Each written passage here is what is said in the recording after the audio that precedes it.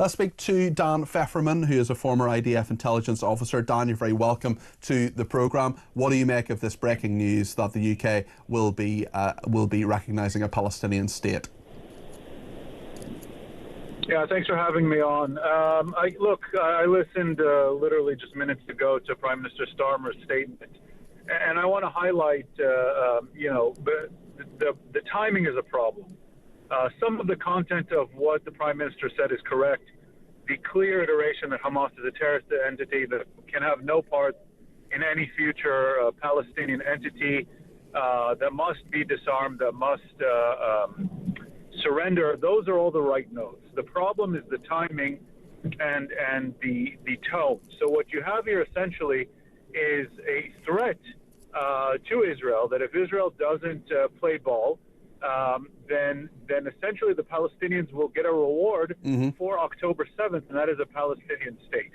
And that's really the problem here. You also have another problem that people casually tend to ignore, and that is the supposedly moderate Palestinians in Ramallah, in the West Bank, the Palestinian Authority, the PLO, have never reformed their entire. First of all, they don't have the capability to do any kind of governance. And so I listened to your previous guest, said, who would actually run this Palestinian state? They have zero capability. They have zero civil society infrastructure. They're deeply corrupt.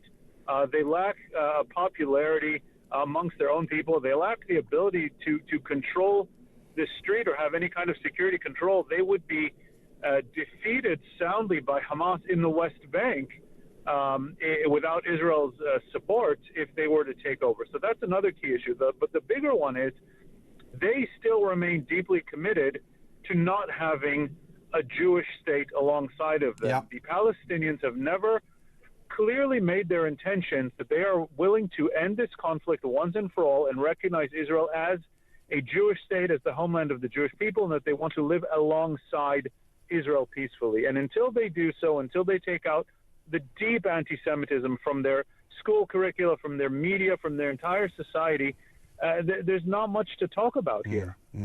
And a lot of what has been said by Starmer, saying unless the Israeli government takes substantive steps to end the appalling situation in Gaza, reaches a ceasefire, makes clear there will be no annexation in the West Bank and commits to a long-term peace process that delivers a two-state solution, they're going ahead with this. To me, it seems as if the government here in London is blaming the Israelis for the situation that's there. I'm not saying the Israeli government is absolutely, not responsible for the humanitarian crisis in Gaza, at least to some degree, although Hamas are, of course, as well. And they started things with the appalling atrocities on the 7th of October 2023. Nonetheless, my view here in London, as a political specialist, Dan, is that this is about the politics of the UK far more than the Middle East. Is there any appreciation, thoughts about that from your angle? What do you think about that side of things?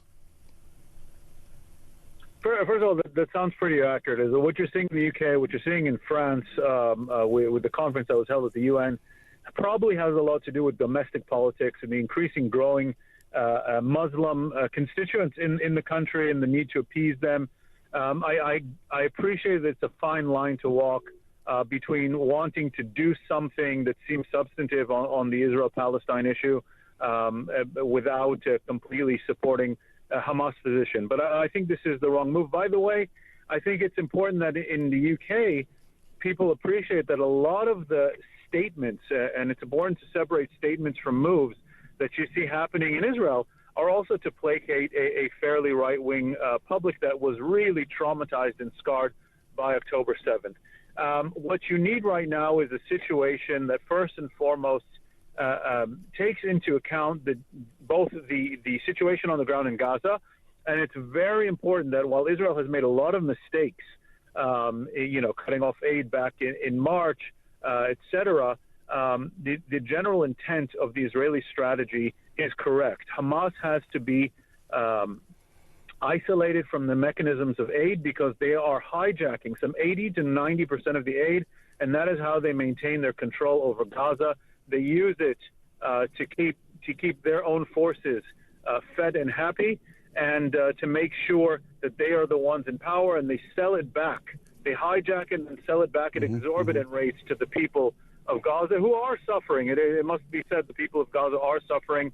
but it is mostly Hamas's deliberate actions and then some bad decisions on the part of Israel about how to navigate this tricky situation. What you need right now is an embracing of Israel. These kinds of statements about the West Bank, about annexations, about etc., those need to be made behind the scenes and not on public podiums. And Israel needs to be embraced as an ally at this time, because any time that there is this daylight, this showmanship against Israel at this time, Hamas takes it, and they say it in their own words. We need to listen to what Hamas says. They take it as a win for their positions because it increases the pressure on Israel, and then it keeps Hamas in power. And as you see, they reject ceasefire options time and again, and it will only perpetuate this conflict so long as such grandstanding takes place in Western capitals. Dan, thank you. That's Dan Feferman there, former IDF intelligence officer. He's also the founder of Middle East 24.